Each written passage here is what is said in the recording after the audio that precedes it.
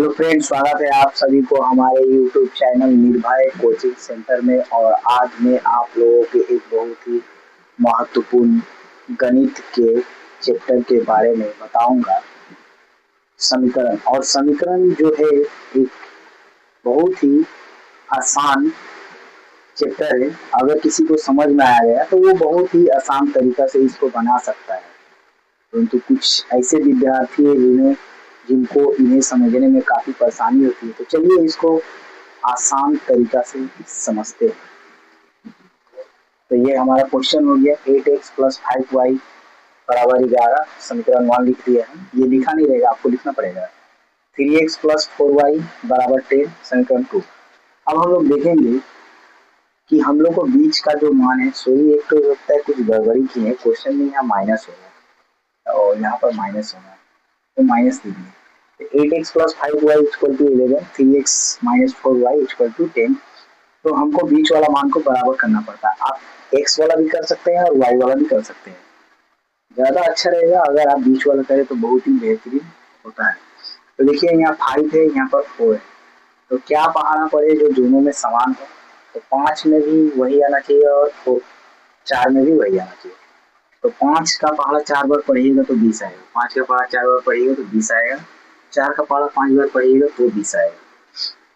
तो हम लोग इसको लिख सकते हैं कि समीकरण 1 को 4 से तथा समीकरण 2 को 5 से गुना करने पर ये हो गया आपका।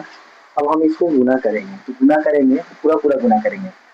8 का पहाड़ा 4 बार पढ़ेंगे तो 32 आएगा, प्लस 5 का पहाड़ा 4 बार पढ़ेंगे 20 आएगा, बराबर 11 का पहाड़ा 4 बार पढ़ेंगे 44 आएगा। 5 का पहाड़ा 3 बार पढ़ेंगे 15 आएगा, और माइनस 4 का पहाड़ा 5 बार पढ़ेंगे 20 और एक्स वाई आएगा। 10 का पहाड़ा 5 बार पढ़ेंगे 50 आएगा। पहाड़ा आप लोगों को याद होना चाहिए। अगर पहाड़ा याद रहेगा तो सवाल बनाने में काफी आसान होगा। तो आप लोग पहाड़ा हो सके तो याद कर लीजिएगा ताकि सवाल बनाने में काफी आसान होगा।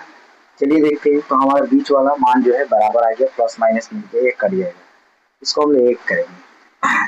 तो 32 में 15 जोड़ेंगे, तो 32 में 15 जोड़ेंगे 2 और 5 7, 3 और 1 4, x का x आ जाएगा बराबर।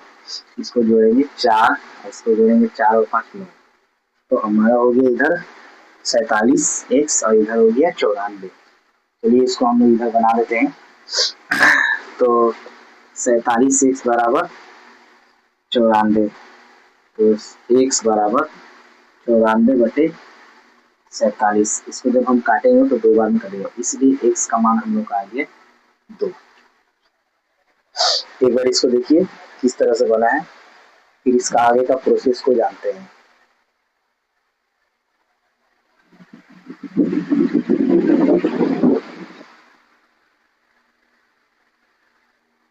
तो चलिए दोस्तों, इसके आगे का भाग को हम लोग देखते हैं।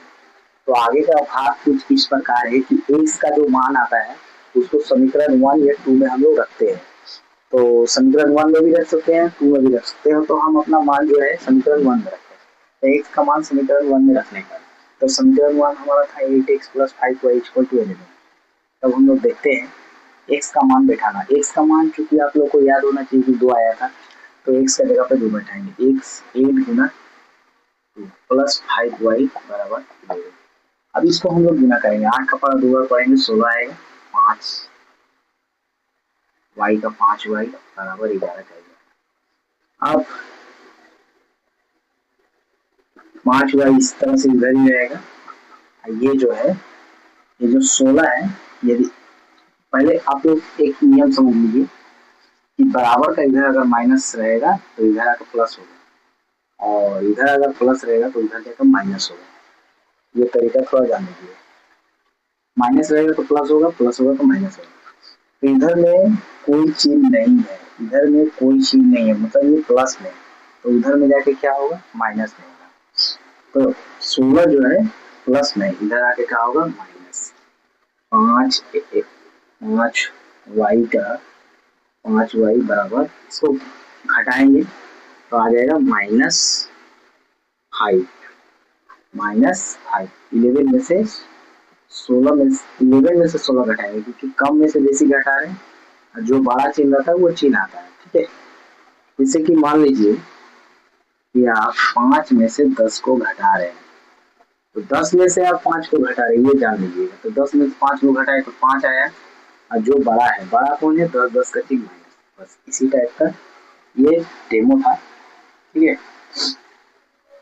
अब आप लोग समझिए इसको। 5y बराबर 11 माइनस 16। तो 16 में से 11 घटाएंगे तो हम लोग का आ जाएगा 5। 5 दोनों में से बड़ा कौन है? 16। 16 का चिन्ह माइनस।